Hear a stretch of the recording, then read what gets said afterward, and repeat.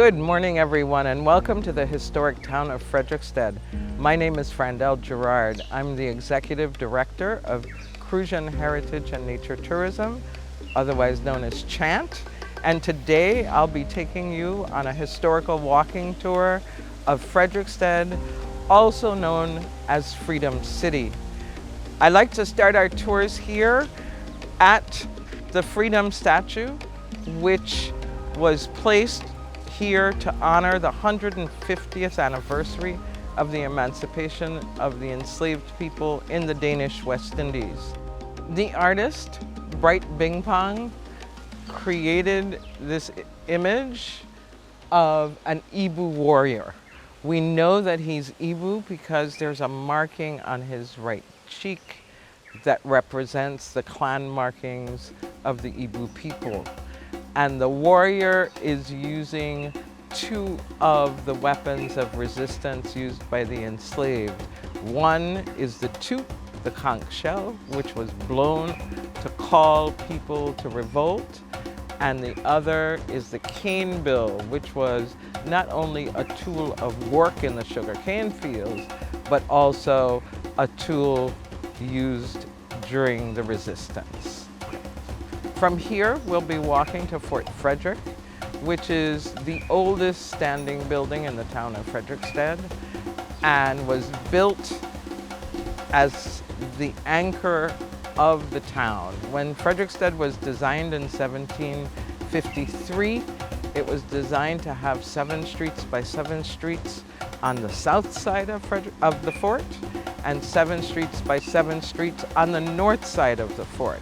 However, they never could attract enough people to live in town, so only the south side was developed. So let's take a brief walk over to Fort Frederick.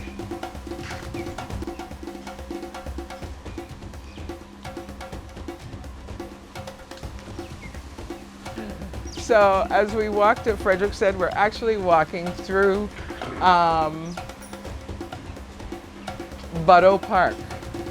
This park plays a significant role in our history, and I'll tell you more about that when we get into the fort.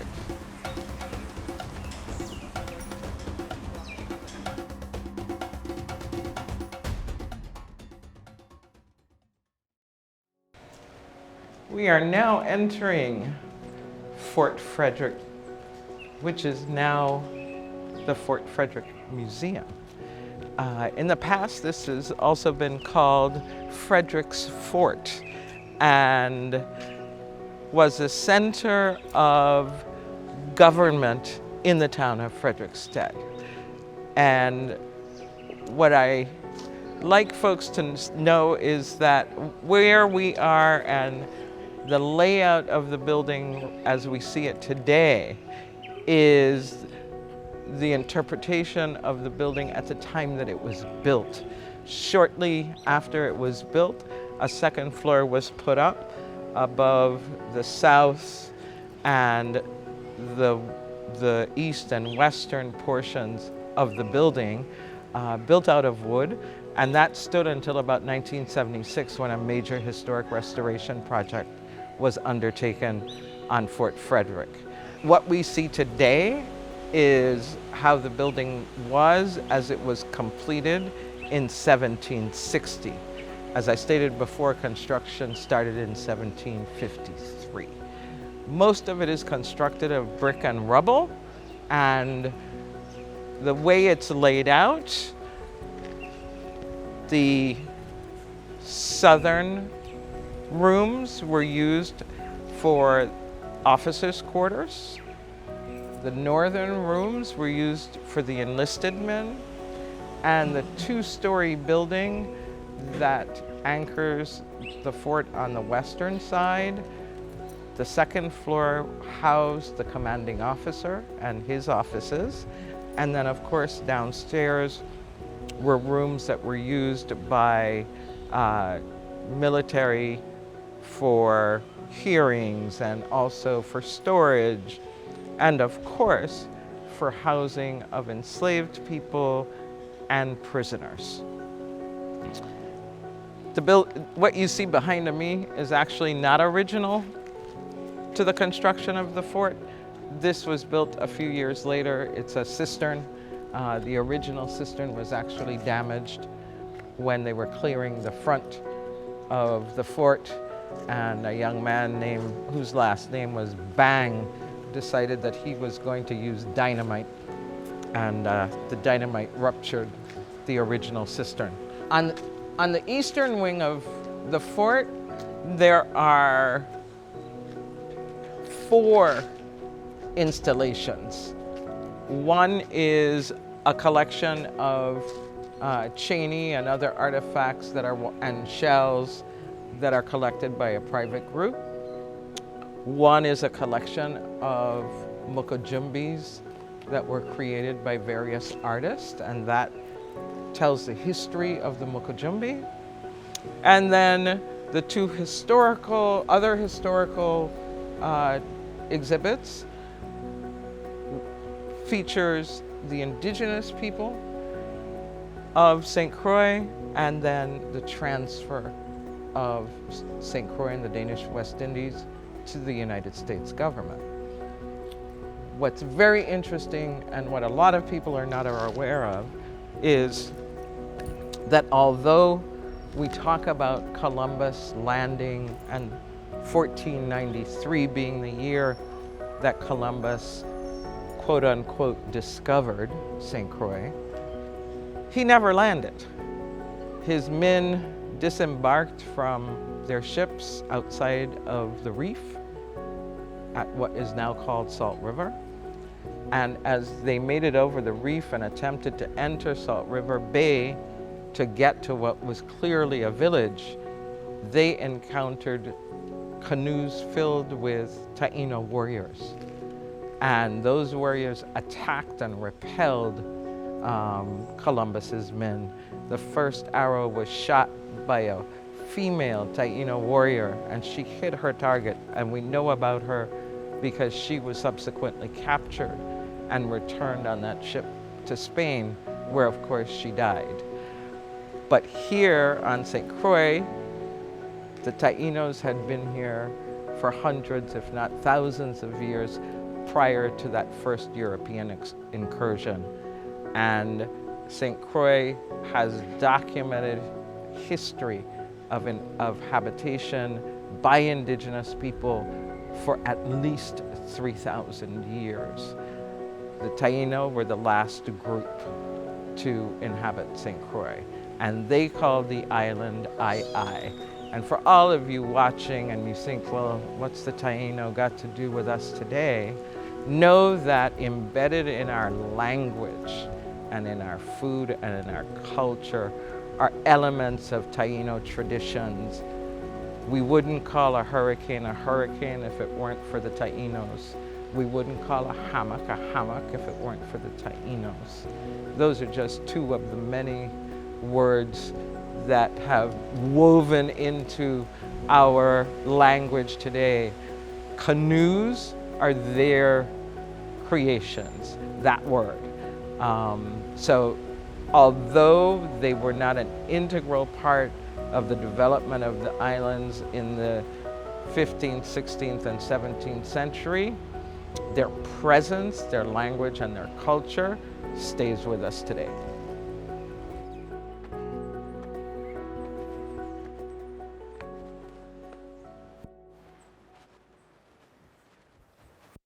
We're standing on the rampart, the roof of Fort Frederick, and I want to share with you a critical piece of knowledge that I learned from the State Historic Preservation Office archaeologist.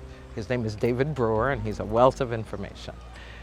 Fort Frederick, although it's what we think facing the sea, built to protect against incursion from the sea, this fort was built to protect the king's land. And the king owned all of the land surrounding Frederiksted, also known as Estate LaGrange. And this institution and the men that worked in here who were military, their main job was to protect that land and those assets against the enslaved Africans. The biggest threat during those years was rebellion by the enslaved Africans. So when you tour Fort Frederick, imagine it being ringed on the east, north, and south side with cannon. And those cannon were removed and have never been reinstalled. Those are the very cannon that calls went out within this fort to fire the cannon on the enslaved people as they surrounded this fort in 1848, demanding their freedom.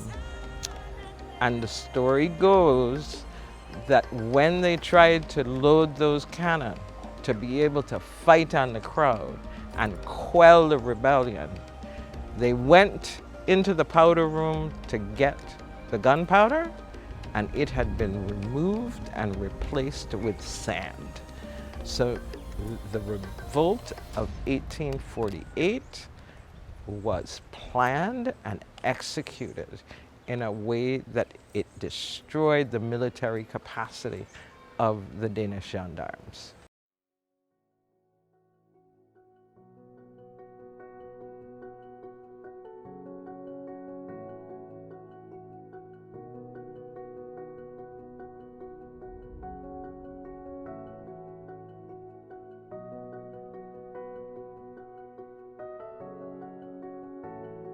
We are standing at the second piece of public art that was installed on the 150th anniversary of emancipation in 1998.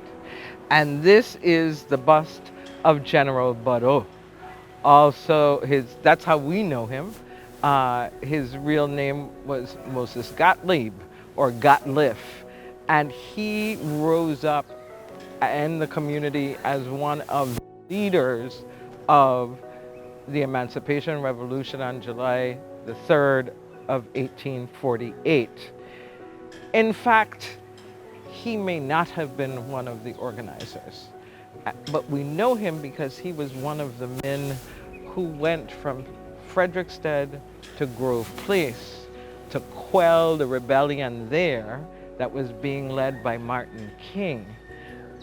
And he was seen around the island doing that work. This brings us to why we call Frederiksted Freedom City. So here in Badeau Park and the surrounding area, on July 3rd of 1848, the enslaved Africans and their descendants rose up to demand their freedom. Around 1 o'clock in the morning, the owner of estate Mount Victory, which for those of us from St. Croix knows is on the north side and up in the hills, rode down into town and went to the home of Frederick von Schulten. He was the brother of Peter von Schulten, to ask whether the militia had been called up, because in the country there were rumblings, something was going on, and he came to tell Frederick that. And Frederick looked at him and said, well, you know, that's serious because you left your wife and your children on the plantation, and no, I haven't called up the militia. That was the first that we know that the plantation owners and managers, something was happening. And what was happening was very well detailed plan was in full execution. The enslaved workers from North Side, Mount Victory, Butler Bay, and the surrounding areas to the north of Frederiksted had begun moving into town. The gathering spot had been identified as Estate LaGrange. We know that as far as Negro Bay, which is where the industrial park sits today, the workers came from as far as Negro Bay on the south side, and as far as Prosperity and Estate River, which is what we know today as Carambola. By 6 o'clock in the morning of July the 3rd, there were about 3,000 enslaved people surrounding Fort Frederick. By 10 to 11 o'clock, another 2,000 to 3,000 had joined. The crowd peaked at between 6,000 to 8,000 people demanding their freedom. Word was sent out to Van Schulten in the morning in Christiansted, that's Peter, that there was a problem and he needed to come. He didn't come. His response back was, things will quiet down. And at about noon, an ultimatum was sent that supposedly was spoken by General Badeau, that if by 3 o'clock we are not free, we burn down the island. Approaching 3 o'clock, Frederick Van Schulten rode in on his horse and carriage. He actually came from the north side. He had probably come down Mahogany Road. He was allowed to drive through the crowd, and he entered Fort Frederick, where he met with the militia and the businessmen that were gathered there, who demanded that he fire on the people. And he made a decision that he was going to free the enslaved people. And he walked outside and he proclaimed that all unfree in the Danish West Indies as of this day are now free. Well, you know the party started in Frederiksted, right? Frederiksted had, up to that point, had no incidences of violence. There was a attrition of the sheriff's, the policeman office, but there was no violence. That wasn't true of Christiansted. The enslaved people from the surrounding plantations around Christiansted, they were moving into Christiansted, but the militia had already been warned, and they were met by the militia at Bassin Triangle, where they refused to disperse. The enslaved people approached Bassin Triangle. They were met by the militia, who tried to disperse them, and they would not. They refused. And so the militia opened fire on them. And about 19 people were killed at that point. So, yes, the emancipation activity in Frederiksted, a lot of us have interpreted it as having been without incidents of violence, but the overall resistance was met with violent response. That's why July 3rd is now commemorated as Emancipation Day throughout the Virgin Islands, because all in the Danish West Indies were emancipated on that day by their actions. So they were self-emancipated.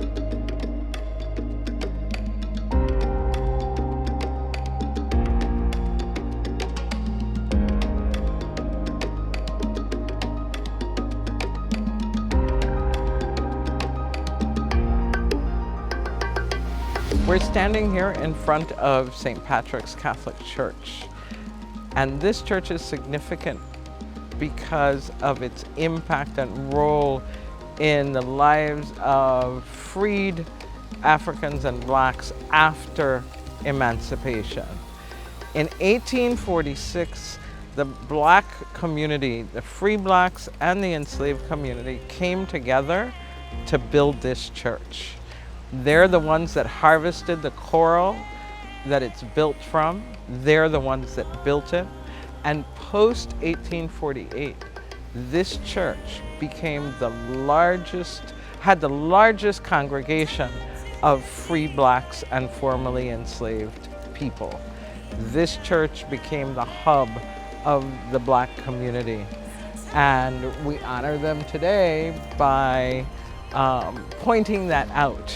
and making sure that people understand that the strength of St. Patrick's Church is built on the foundation of the free blacks whose money, whose labor, whose efforts resulted in the building that we see standing today.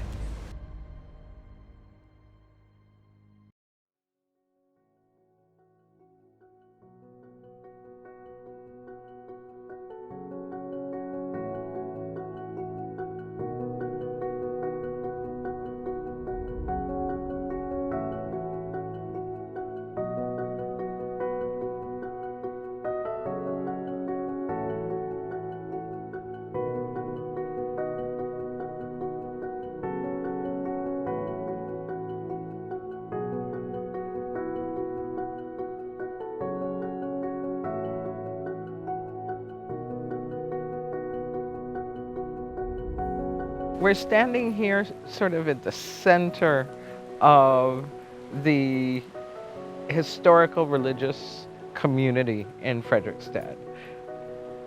Of the 4 historic churches in Frederiksted, 3 of them are right here between St. Patrick's, then we have the Moravian Church, and on the hill to the south is the Lutheran Church. And all of these churches were given large commercial properties to develop during Danish rule. The Catholic Church, after emancipation, became the center for the African community and the Black community. Prior to that, the Moravian Church was known as the Black Church. And that's because of the role of the Moravians as missionaries in the Danish West Indies. They came to the Danish West Indies in the mid-1700s, about 1760 or so. And their goal was to Christianize the enslaved community. And to do that, they got permission to teach the enslaved how to read. In their theology, one could not become a member of their community without being able to read the Bible. And they actually printed prayer books or study books in the Dutch Creole that was used at that time. And the Moravians are probably one of the biggest catalysts in getting the Danish government to establish mandatory education for the children of enslaved men and women. And that happened in the early 1780s.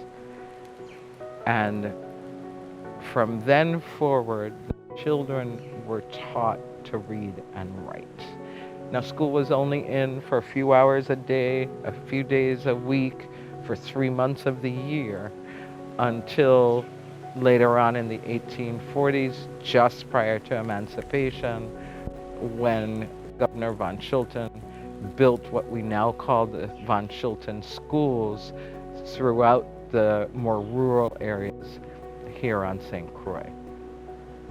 And late in the 19th century and early in the 20th century, this big yellow building that is just a little further in became the Danish school. It's where the children of Frederiksted went to grammar school, and it is now being used as the offices of the governor and the lieutenant governor in the town of Frederiksted. So all of the trees that we see here are the small leaf mahogany. It's the iconic Croix mahogany. What's unique about these trees is the density of the wood. It's some of the best furniture making wood that you can find. And prior to the establishment of the plantation system all over the island, we had an abundance of these large growth mahogany trees. We had Tibet, we had Lignum vitae, we had Saman, and as the land was cleared to put into production in sugar or cotton or for animals, that wood, some of it stayed here and was used by the people here to make furniture, build houses. For example, in the fort, all of the beams that you see that are tremendous are from these old growth trees. And then a lot of the wood was shipped off to Europe to the fine furniture makers. So a lot of furniture was made in Europe using our Crucian mahogany.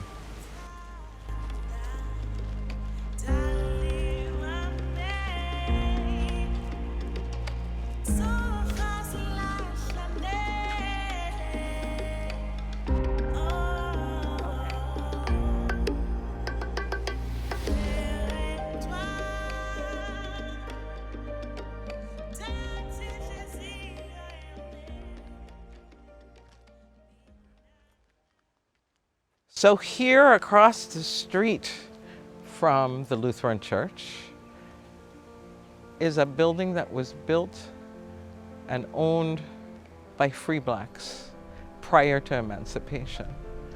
It's a fairly grand vernacular cottage in that it has a really beautiful coral foundation.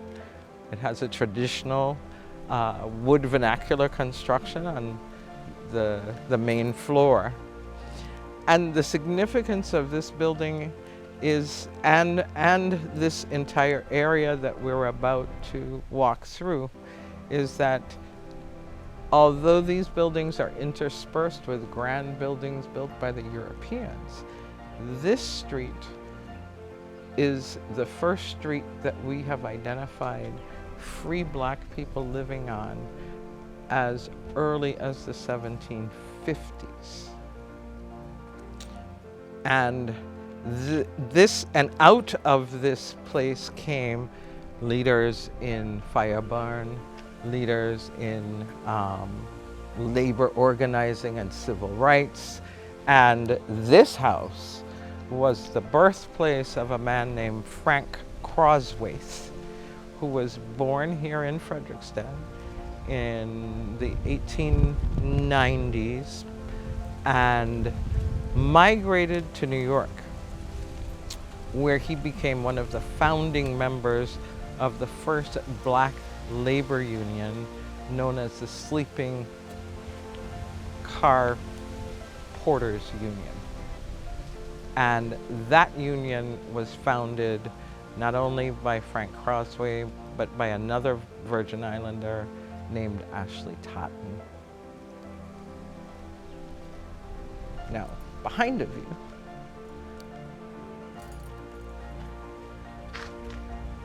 the corner structure that used to be where this townhouse now stands was the place where a woman named Elizabeth Hendrickson lived.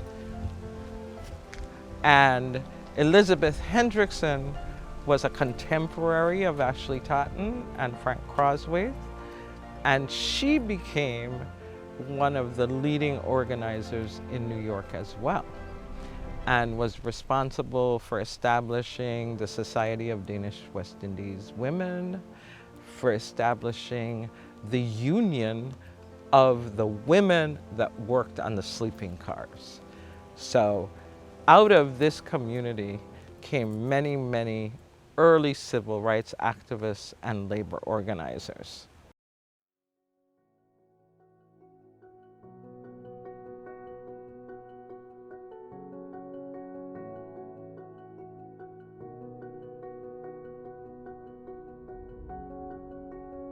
So we're standing here in front of number 38 Hospital Street. We call it Grandfather Michael's house. And this property behind of us, the land, and the 3 parcels to the left of this building and the 3 parcels to the right of this building were all owned and occupied by free blacks as early as 1777. This shows up as the most concentrated area for free blacks in the town of Frederiksted, and is the early establishment of the area known as Frederick in Frederiksted, which originally was about 2 blocks squared, 2 by 2, and then expanded post-emancipation as blacks moved into town away from the plantations. Now, the man who lived on this property was a man named Domingo, and he was a shoemaker. By 1780, we have this entire block anchored by 4 free black African women. And they are living on this block and in properties that they own. One of them, Mercy Wade, becomes one of the larger property owners in the Frederick neighborhood that we are aware of. So from 1777 to 1800, we then have a preponderance of free black women who live in this neighborhood. This precedes emancipation by years. But what we do know is that Frederick becomes that place of transfer and for people to be able to move in and out of town who are runaways, who are the Maroons, because they can take cover here in Frederiksted town in the free black neighborhood. During that same period, the men who were free blacks were also required to act as the police for the town of Frederiksted. They had to serve in the free black militia, and every free person had to identify themselves by wearing a red and white cockade that had to be sewn onto their clothing so that they were instantly recognizable as free black men and women.